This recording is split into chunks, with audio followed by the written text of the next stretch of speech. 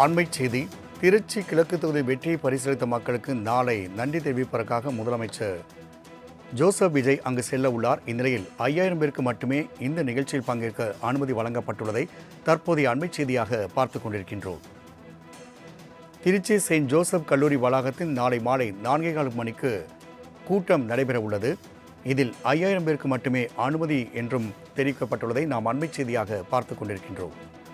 கூடுதல் விவரங்களை செய்தியாளர் நௌசாத் வழங்க கேட்கலாம். நௌசாத், திருச்சி கிழக்கு தொகுதி மக்களுக்கு நன்றி தெரிவிக்கும் கூட்டத்தில் கலந்து கொள்வதற்காக நாளை முதலமைச்சர் ஜோசப் விஜய் திருச்சி செல்ல உள்ளார்.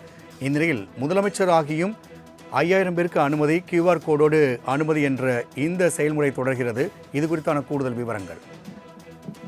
வணக்கம் ராம்குமார். தமிழக வெற்றி கழக தலைவர் தமிழக முதலமைச்சர் அவர்கள் கலந்து கொள்ளும் திருச்சிராப்பள்ளி மாவட்ட மக்கள் சந்திப்பு மற்றும் திருச்சி கிழக்கு தொகுதி மக்களுக்கு நன்றி தெரிவிக்கும் நிகழ்வு என்பது திங்கட்கிழமை செயின்ட் ஜோசப் கல்லூரி வளாகத்துல 4:15 மணிக்கு நடைபெற இருக்கிறது.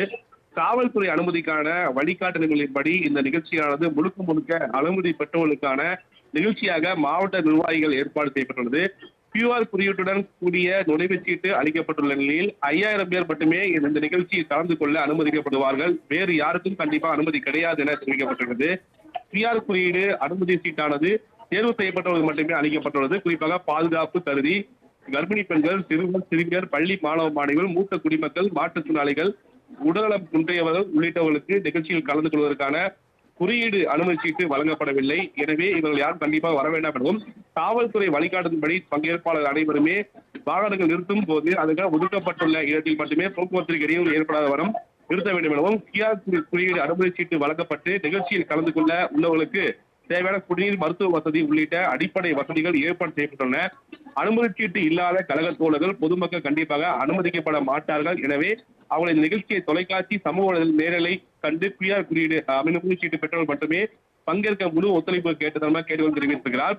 மேலும் மிக முக்கியமாக இந்த அறிவிப்பது மிக முக்கியமாக கட்சியின் பொதுச் செயலாளர் இருக்கக்கூடிய ஆனந்த் அவர்கள் வெளியிட்டது மிக முக்கிய ஒன்றாக பார்க்கப்படுகிறது. மேலும் தமிழக முதல்வர் ஜோசப் விஜய் பதவியேற்ற பிறகு தன்னுடைய ஆட்சியின் கீழே ஆட்சி இருந்தாலும் கூட, அதாவது பாதுகாப்பு எந்த ஒரு குழப்பத்தையும் ஏற்படக்கூடாது, அது அரசுக்கு எந்த ஒரு கலகம் ஏற்படாத வண்ணம் இருக்கும் என்ற சூழல் கருதி கொண்டே இந்த குறிப்பாக இந்த இவ்வளவு கட்டுப்பாடு விதிக்கப்பட்டிருப்பதாக தாவேகா தரப்புல தகவல் தெரிவிக்கிறார்கள். ராம்குமார். நௌசாத், தகவலுக்கு நன்றி.